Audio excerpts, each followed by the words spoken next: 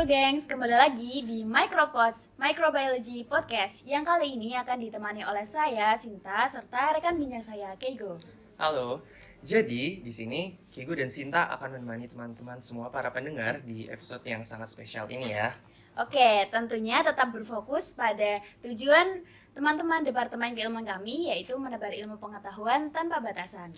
Oke, nah Kigo di sini bakal spill sedikit karena episode kali ini akan menjadi sangat istimewa karena kita akan kedatangan salah satu dosen pengajar dari Prodi Mikrobiologi Pertanian Universitas Gadjah Mada, yaitu Ibu Susanti Mugi Lestari, SP, MSc, PhD. Bener banget, Kei. Nah, Bu Santi ini telah menempuh pendidikan S3 di Kyungpo National University di Korea loh. Oke, nah mungkin teman-teman di sini masih pada bingung ya kita bakal ngomongin tentang apa, dan mungkin kita spill sedikit aja. Jadi topik yang akan kita angkat yaitu berkaitan dengan scholarship. Oke, mungkin kita langsung sambut aja ya ibunya ya. Langsung aja kita sambut Bu Susanti. Halo Micro Gengs. Oke, selamat pagi Miss Santi. Pagi. Mau mastiin dulu nih, bener nggak ya cara panggilnya Miss Santi? Boleh? Biar lebih mudah ya. Iya, boleh. Kira-kira gimana kabarnya nih Miss pagi ini? Seger, siap-siap Ya, baik. memberikan informasi Alhamdulillah. kepada para pendengar. Kabar baik, alhamdulillah. So far so good. Oke. Nah, di sini kalau boleh tahu itu Miss Santi itu asalnya dari mana ya? Asal rumah nih. Asal kelahirannya gitu. Oh, kelahiran. Ya, saya dari Purwokerto, Jawa Tengah. Tapi mungkin lebih dikenal Banyumas ya kalau untuk kabupaten. Jadi Purwokerto itu hanya kota administrasi. Gitu. Dan mungkin ada satu pertanyaan sederhana nih. Wah, nggak tahu deh sederhana atau enggak. Jadi apa nih yang membuat Miss Santi itu istilahnya kan bisa sampai ke Jogja ini kan merantau ya? Apa sih motivasinya? Ingin tahu dulu. Motivasinya apa ya? Sebuah kebetulan atau sebuah insiden, saya juga kurang tahu juga ya, tapi dulu sekali pernah sempat terpikir one day saya pengen tinggal di Jogja gitu. Itu hanya selewat ya, pikiran selewat, tapi ternyata mungkin semesta mendengar ya, jadi kayak oh ternyata di next kemudian gitu ternyata saya ada di Jogja. Nah, jatuh cinta dengan Jogja artinya. Oke, mungkin kita langsung nanya aja nggak sih? Oke, boleh. Boleh sih. Mungkin Sinta gantian nanya ya, Bu ya. Mungkin boleh diceritain dikit tentang perjuangan Miss Santi ini bisa masuk di Kyungpo University Korea nih. Oke, itu sebetulnya ceritanya panjang tapi dibuat pendek aja ya. Jadi ceritanya dulu saya sempat jadi asisten riset. Background saya kuliah di Bogor, di salah satu universitas di Bogor. Kemudian saya jadi asisten riset. Lalu kebetulan juga nih profesor saya, pembimbing saya itu ada proyek dengan salah satu profesor di Korea. Itu initial project sebetulnya, jadi awal dari sebuah project. Kemudian kebetulan juga penelitian yang saya pegang itu adalah proyek yang profesor dari Korea ini jalankan. Kemudian match antara pembimbing saya dan profesor dari Korea ini. Ya udah di situ hanya selang sepertinya 2 bulan dari proyek tersebut, lalu profesor dari Korea ini namanya Profesor Lee Kyung-il kemudian menawarkan sebuah beasiswa ke pembimbing saya. Jadi ada proyek A gitu, kemudian ditawarkan ke pembimbing saya, lalu diajukan ke saya juga. Kebetulan, karena kalau saya bilang kebetulan ya saya kurang tahu juga teman-teman dari Micro Gengs itu percaya dengan kebetulan atau tidak, tapi bagi saya itu kebetulan karena kebetulan saya pegang riset itu. Jadi dari profesor Korea ternyata cocok gitu, lalu dari pembimbing saya juga orang pertama yang diajukan adalah saya. Jadi ya udah dari situ prosesnya sangat cepat. Jadi itu untuk bulan Februari ya kalau tidak salah. Tapi semua proses itu harus selesai pada bulan Oktober, semua dokumen harus submit. Jadi kalau tidak salah profesor saya waktu itu datang bulan Juli 2018, kemudian Agustus saya ditawari, lalu semua proses berjalan sangat cepat sampai Oktober harus submit dokumen. Dan ya udah ternyata walah saya keterima di sana gitu. Ternyata Dan panjang juga ya. iya, jadi dari riset bekerja sama dengan dosen gitu, Iya. ternyata bisa juga membawa Miss Santi ini dapat beasiswa di Korea nih, keren Iya. banget. Dan ini tuh scholarship-nya tuh S3 bukan ya? Iya, S3. Oh, S3. Betul. Oke, ini mungkin berkaitan juga dengan pertanyaan yang tadi. Jadi kalau boleh tahu, bisa diceritain sedikit fokus studinya selama S3 itu dia wujudnya dalam bentuk fokus studi seperti apa gitu mungkin. Oke, Yes. iya. Jadi kalau di sana ya, kalau di Korea itu mirip-mirip dengan Amerika ya sepertinya. Jadi saya masih ada kuliah sampai semester 4, tapi tetap by riset. Jadi begitu saya masuk, saya udah langsung riset gitu. Ada karena kan tadi sudah ada by project ya. Jadi saya sudah riset, kemudian kuliah tetap jalan, tapi kuliah di sana tuh kalau untuk postgraduate itu uh, tidak sehoror anak-anak S1 gitu. Jadi datang ke kelas, kemudian presentasi atau dijelaskan beberapa hal oleh profesor, lalu presentasi. Jadi tiap minggu presentasi gantian untuk students gitu. Lalu untuk riset saya fokusnya itu, jadi ketika saya master itu saya fokus riset saya itu pengendalian virus tumbuhan menggunakan endophytic fungi. Nah, lalu virus tumbuhan ini dia ada vektornya, vektor serangga. Lalu S3 itu saya fokus ke vektornya, tapi di situ ada interaksi antara virus endosimbion, bakteri endosimbion, lalu interaksi dengan cryptic spesies. Jadi di bawah spesies ada lagi untuk vektornya. Itu saya fokus ke sana. Lalu untuk gen juga, beberapa gen yang berinteraksi dengan virus dan serangganya di situ. Jadi sebetulnya lebih ke entomologis ya kalau saya gitu. Tapi tetap ada kalau dikaitkan dengan mikrobiologi masih tetap ada, saya ada identifikasi bakteri endosimbion, karena di situ juga ternyata bakteri endosimbion yang di dalam vektor itu mempengaruhi bagaimana dia menyebarkan virus, kemudian bagaimana meregulasi tanaman juga seperti itu. Jadi dari bakteri endosimbion itu juga berpengaruh terhadap banyak hal. Jadi kalau virusnya, ke serangganya, kemudian tanamannya seperti itu. Kalau di S1 mungkin kayak ekologi mikrobia ya, Iya kayak. betul, Iya, lebih ke iya. ekologi. Jadi interaksinya banyak gitu. Banyak. Saya mempelajari banyak dari interaksi-interaksi dari serangga, tumbuhan, kemudian ada endosimbionnya juga gitu. Jadi kayak kita nggak bisa hidup sendiri ya gitu. Jadi ternyata dari A berpengaruh ke B berpengaruh ke C dan lain-lain. Itu kan ekologi ya. Ya Betul. mungkin di sini juga teman-teman kalau misalnya ada yang bingung kenapa mikrobiologi masuk ke pertanian, karena emang ada kaitannya juga ya. Kalau kita sadar di mata kuliah perlindungan tanaman Iya, itu ada bahas tentang vektor iya, juga. iya, ya betul. nggak sih? banyak kaitannya juga Iya ya. benar. Oke, mungkin pertanyaan selanjutnya Miss, di S3 kemarin itu Miss ngambil beasiswa apa ya Miss namanya? Oke, beasiswa saya namanya beasiswa Kings, Kyungbok National University International Scholarship Program. Jadi itu sebetulnya beasiswa dari universitas. Lalu kalau tidak salah saya hanya dapat 2 semester. Kemudian nextnya itu karena profesor saya baik hati, jadi semuanya tuh akhirnya di cover oleh profesor untuk tuition fee sama semesternya gitu. Jadi ya best of luck ya mungkin ya. Jadi kayak profesor saya kebetulan untuk semua mahasiswa beliau itu di cover oleh beliau gitu. Lalu untuk mungkin nih kalau untuk biaya sehari-hari kehidupan gitu artinya emang dari Miss Santinya sendiri gitu atau juga diberi Dari profesor. oh dari profesornya Iya, juga. jadi dari profesor itu ada beasiswa itu untuk tuition fee, kemudian untuk living cost juga. Living cost jadi setiap bulan kami dapat sekian gitu ya dalam won.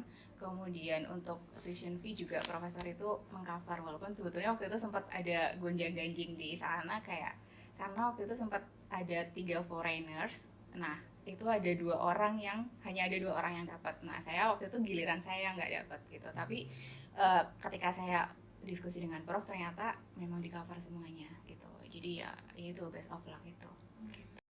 Oke Miss, tadi kan beasiswa yang Miss terima kan namanya beasiswa Kings ya. Nah, itu apakah hanya untuk S3 atau juga tersedia untuk S2? Lalu apakah di Korea juga tersedia beasiswa lain gitu nih selain beasiswa King's ini? Oke, ya jadi beasiswa Kings itu beasiswa dari universitas, itu tidak hanya untuk S3, untuk S2 juga gitu. Cuman memang aksesnya biasanya dari profesor dulu gitu. Jadi karena profesornya yang akan memprovide apakah di labnya mungkin butuh S3 atau S2 untuk mengerjakan project. Kemudian untuk beasiswa yang lain ada sekarang itu disebutnya GKS, jadi Scholarship Global Korean Scholarship. Jadi ini dulu itu namanya KGSP, Korean Government Scholarship Program. Itu beasiswa yang dari pemerintah Korea. Kemudian itu prosesnya cukup panjang kalau KGSP karena appliciersnya banyak. Jadi ada seleksinya tuh ada dua, satu dari kedutaan besar Korea, kemudian yang kedua tuh dari universitas. Dan kalau yang ini sebetulnya teman-teman bisa apply juga, bisa cari-cari di internet. Kemudian cuma harus siap sedia dengan ribuan appliers beasiswa yang lainnya gitu, karena itu seleksinya banyak ya, ada interview bahasa Inggris gitu, kemudian ada banyak seleksi dokumen juga. Kalau yang untuk KGSP ini benefitnya itu teman-teman sebelum masuk ke kuliahnya gitu, itu akan ada namanya kelas bahasa minimal 6 bulan atau 1 semester gitu, bahasa Korea gitu. Kemudian kalau untuk beasiswa yang saya peroleh keberuntungannya itu sebenarnya bukan beruntung ya, ini sebetulnya saya bisa dibilang antara beruntung tidak beruntung, karena saya tidak harus bisa bahasa Korea.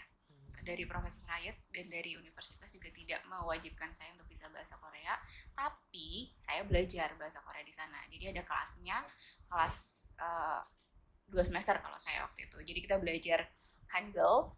Tapi waktu itu karena saya udah tahu saya mau ke Korea, jadi saya otodidak gitu di YouTube gitu. Ya karena udah persiapan, at least saya bisa baca gitu. Jadi kayak 1 bulan 2 bulan bisa nih nulis Hangul, terus kayak bacanya kayak gimana gitu. Tapi ya itu artinya masih belum paham ya. Jadi cuman tahu 1-2 kata gitu, apa gitu. Ya basic-basicnya. Kemudian pas di sana juga saya belajar sih.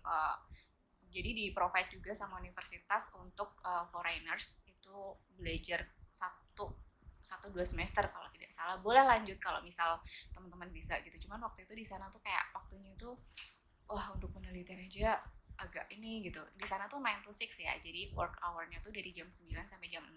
Itu kayak wajib di situ. Kemudian kalau misal mau overtime itu biasanya banyak sih yang sampai jam 9 malam gitu, atau sampai jam berapa gitu. Jadi kayak badan tuh udah capek gitu.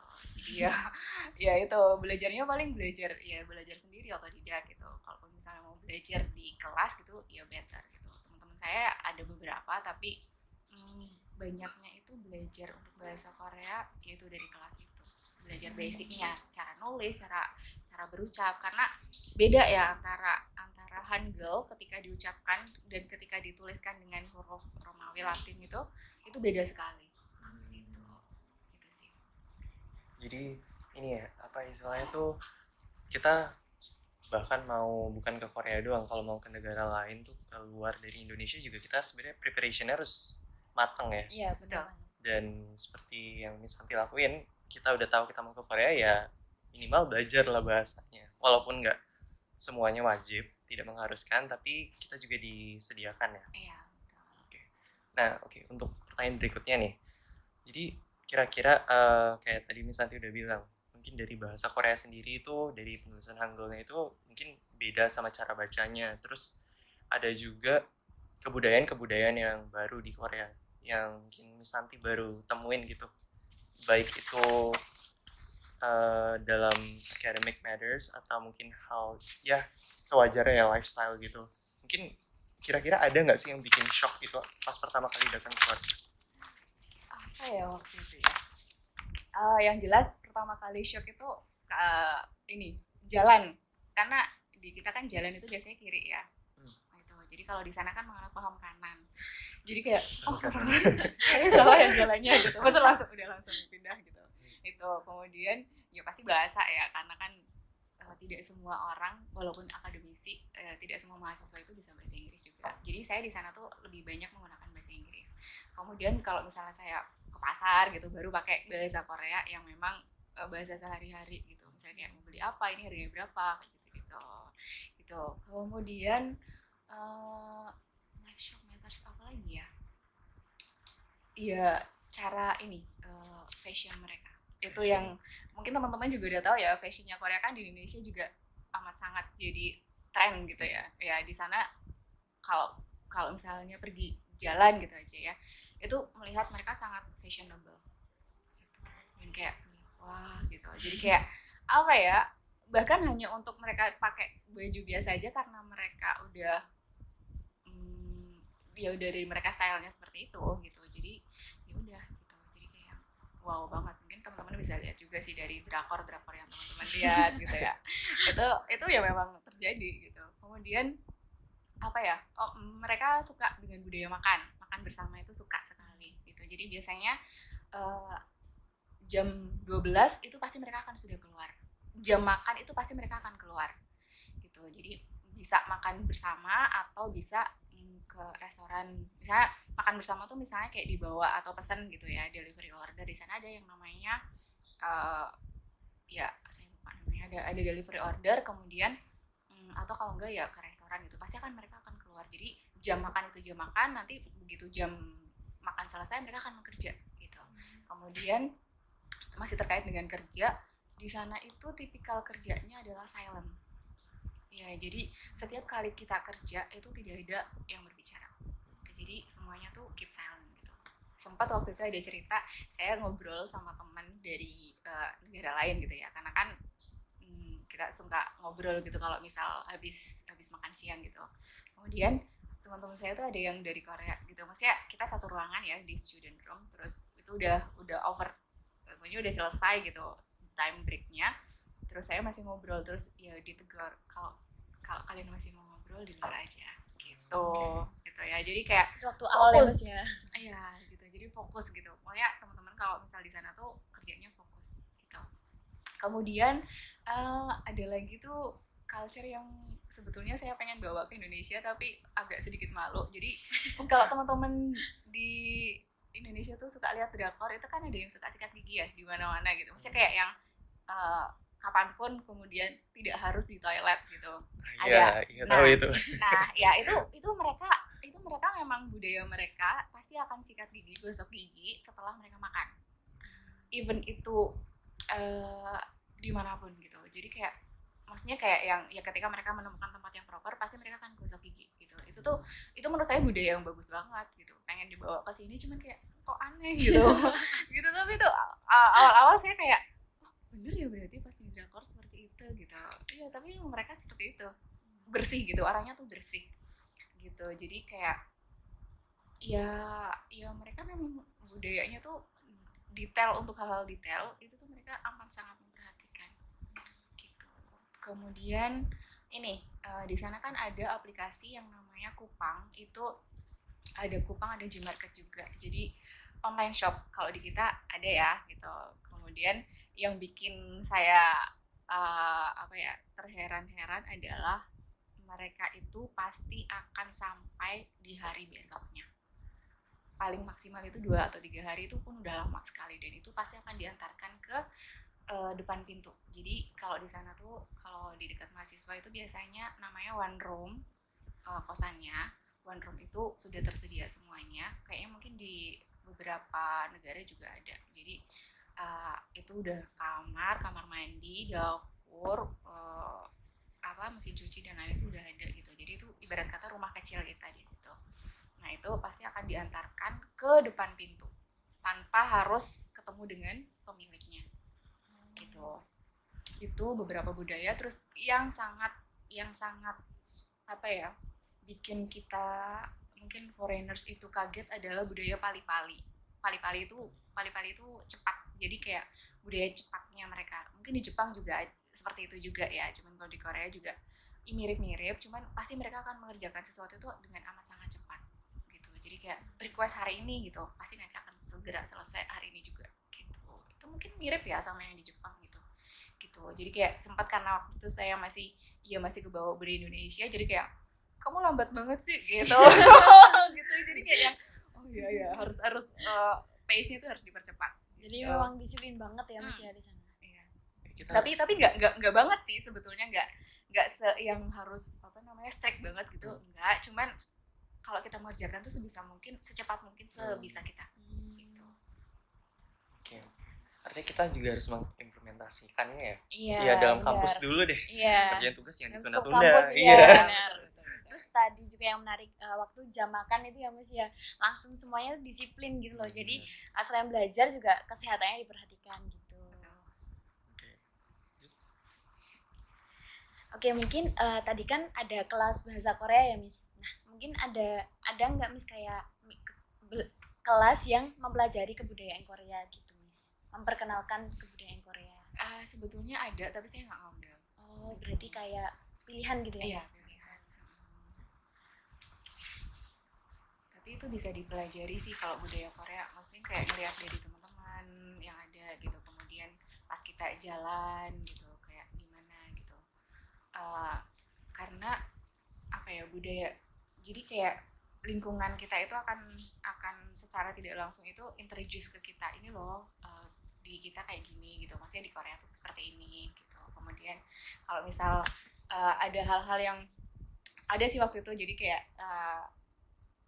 orang di sana kan minoritas muslim ya, kemudian saya pakai kerudung gitu, terus tiba-tiba ketika saya di KRL di subway namanya di sana, itu tuh ada nenek tuh kayak, kamu pakai apa gitu, karena kan pakai kerudung ya gitu. Terus saya tanya sama teman saya yang Korea, memang di sini tuh orang-orang nggak ini ya, tidak terbiasa dengan muslimah yang pakai kerudung gitu. Iya, itu menurut kami adalah hal baru gitu. Jadi kayak oh gitu, tapi kayak budayanya mereka tuh kalau misal ada hal-hal yang baru tuh pasti diliatin gitu. Jadi kayak merasa aneh ya, karena kan kayak kita tuh strangers gitu kan. Jadi kayak yang apa nih, ada yang salah dengan saya gitu, padahal ya memang bagi mereka itu aneh gitu, seperti itu. Oke, mungkin Kigo mau balik lagi nih ngobrol tentang scholarship-nya, karena tadi udah berputar-putar di bahasa terus budaya juga. Mungkin kalau dari scholarship yang Miss Santi ambil ini, yang Kings ini, itu ada kayak syaratnya gitu mungkin. Jadi setelah lulus S3 itu nanti ada seperti, contohnya misalnya di Indonesia itu kita ngambil beasiswa apa, nanti itu setelah lulus itu kita harus kerja atau kontrak gitu loh, kerja 2 tahun di perusahaan yang mendanai gitu misalnya. Oke. Enggak, kalau ini enggak, kebetulan enggak ada kontrak atau enggak ada apa ya, kayak istilahnya ikatan dinas gitu ya, kalau di Indonesia itu enggak ada, kebetulan enggak ada. Jadi kayak feel free untuk apply kerjaan di mana aja gitu. Artinya jadi kalau misalnya udah lulus itu ya terserah kita mau langsung kerja atau mungkin atau ada gitu kemungkinan kita ditawarin sama dosennya atau profesornya itu untuk lanjut meneliti sesuatu lagi gitu, mungkin nggak ya? Iya, bisa banget kalau yang itu. Jadi kalau setelah S3 kan biasanya ada postdoc ya namanya gitu. Iya, bisa. Biasanya tergantung dari profesornya, yaitu tadi based on project atau maksudnya ada project lagi atau enggak gitu. Ketika ada project lagi kemudian masih dibutuhkan, itu nanti akan ditawari gitu. Dan untuk yang misalnya beasiswanya tuh S2 dan ketika ada project atau masih ada dana dari profesor, itu biasanya juga akan ditawari lagi, mau lanjut nggak S3 di sini gitu. Karena saya punya teman juga S2 di situ, kemudian S3 juga lanjut di situ, kemudian ada postdoc juga gitu. Dan sekarang teman saya tuh sudah dapat postdoc di Amerika gitu. Jadi sekarang dia sudah pindah ke Amerika gitu. Jadi ya terserah dari individunya masing-masing ya. Misalnya mau kerja pun di institusi atau di perusahaan, is okay gitu, feel free. Menarik ya micro gangs ya. Jadi ini tuh beasiswa bisa dikatakan lumayan cukup fleksibel ya. Iya benar, worth it banget ya kayaknya. Cinta mau langsung ke Korea? Pengen nanti sharing-sharing sama Miss Santi lagi. Jadi penerusnya Miss Santi ya. Iya, amin. Oke, mungkin kalau dari setelah lulus gitu Miss, apalagi lulusan luar negeri gitu ya Miss, S3 itu biasanya apply kerja kemana saja Miss? Oke.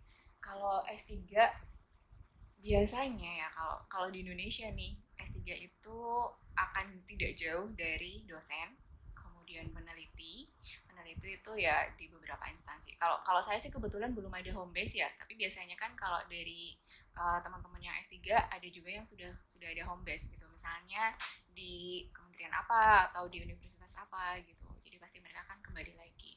Tapi kalau seperti saya itu masih bebas, boleh apply pekerjaan di mana saja, pun misalnya di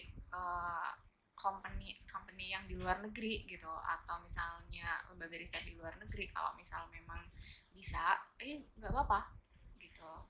Jadi malah biasanya ya kalau di luar negeri itu memang beberapa preset itu banyak yang dokter biasanya ya S1 S2 juga banyak gitu, dokter juga ada gitu. Cuman kalau di Indonesia ini karena Indonesia jadi kayak pasti tidak akan jauh-jauh dari universitas dan kementerian, atau biasanya sekarang BRIN ya gitu. BRIN itu dulunya LIPI. Gitu. Penelitian gitu. Iya, penelitian. Oke, mungkin di sini Santi bisa bantu sharing tips and trick nih buat teman-teman yang mau ngambil beasiswa, baik itu di Korea yang Santi ambil itu yang Kings itu ataupun yang lagi satu tadi ya. Mungkin bisa di sharing ke teman-teman. Iya, teman-teman dari Microgangs kalau misal pengen ya, mungkin banyak ya yang pengen ke Korea gitu, cuman nggak tahu nih gimana caranya ya. googling dulu beasiswa di Korea itu ada namanya GKS kalau di kita,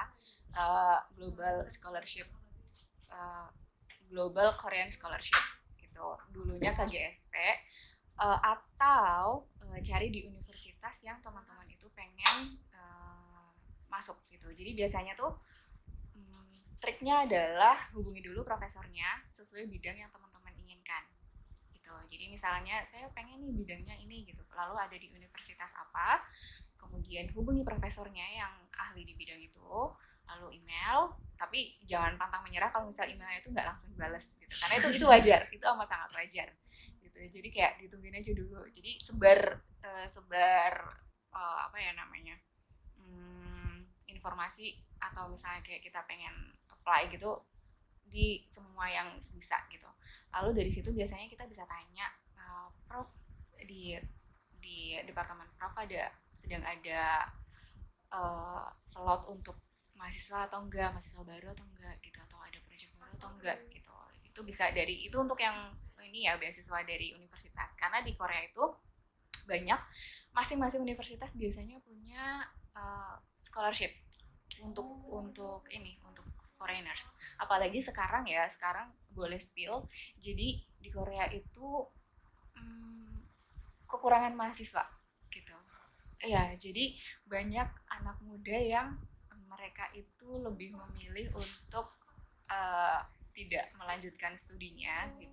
Jadi mereka membuka besar-besaran untuk foreigners untuk kuliah di Korea begitu. Jadi berpeluang besar ya, Iya, berpeluang besar. Tapi ya tuh jangan menyerah, apalagi untuk yang GKS itu appliersnya banyak banget, dan itu nggak cuma dari Indonesia, jadi kayak dari seluruh dunia gitu. Jadi saya juga punya teman dari Ukraina, kemudian dari Guatemala, punya dari beberapa tempat di Eropa gitu juga ada, terus dari Asia Selatan gitu, banyak tuh dari Asia Selatan juga.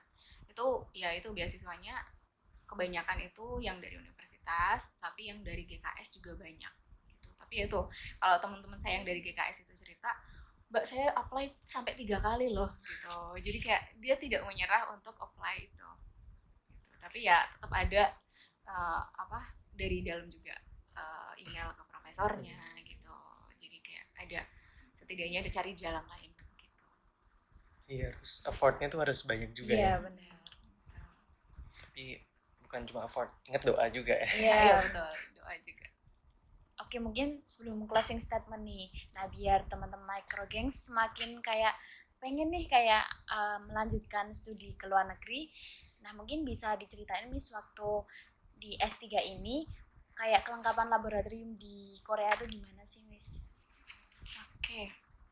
Ya, kalau saya kebetulan lab saya tuh boleh saya bilang sih biasa tapi cukup lengkap ya, walaupun tidak advance karena bukan biotechnology lab, tapi cukup memadai untuk beberapa penelitian gitu. Jadi ada beberapa alat yang memang kami butuhkan. Oh, satu lagi. Jadi ketika kebetulan mungkin di tempat saya, di lab saya, profesornya itu cukup royal untuk beberapa hal, tapi untuk penelitian itu amat sangat didukung gitu.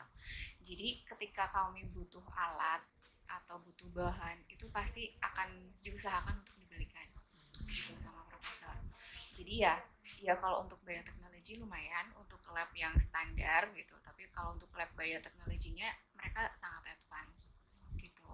Kemudian untuk ketersediaan bahan itu ya biasa sih ya, kalau di negara maju pasti ketika kita pesan hari ini maksimal itu 1 minggu sudah datang gitu. Yang misalnya kita pesan di Indonesia itu nunggu 2 minggu gitu. Kalau di Indonesia itu pasti ya lama gitu. Kalau di sana bisa 2-3 hari atau misalnya paling lama 1 minggu gitu. Jadi lebih mudah ya untuk penelitian, dan dana itu akan tergelontor amat sangat banyak untuk penelitian, untuk riset gitu. Wah, enak banget ya kayak environment-nya itu sangat mendukung gitu. Jadi buat kayak penelitian. mungkin di sini kita kan karena masih S1 juga ya, dan Iya. kita lihat fasilitasnya, jadi S1 tuh segini kurang lebihnya, karena yang kita pelajarin kan masih hal-hal yang Dasar-dasar. iya dasar-dasarnya. Mungkin nanti kalau misalnya S2, S3 bakal lihat yang lebih keren lagi. Iya. Oke, mungkin di sini Miss Santi bisa ngasih closing statement ke teman-teman pendengar pada Micro Gangs biar pada makin paham. Boleh? Ya, buat teman-teman Micro Gangs, tips dan trik, sebenarnya bukan trik ya, dari saya ada beberapa saran yang sekarang teman-teman yang bisa teman-teman lakukan.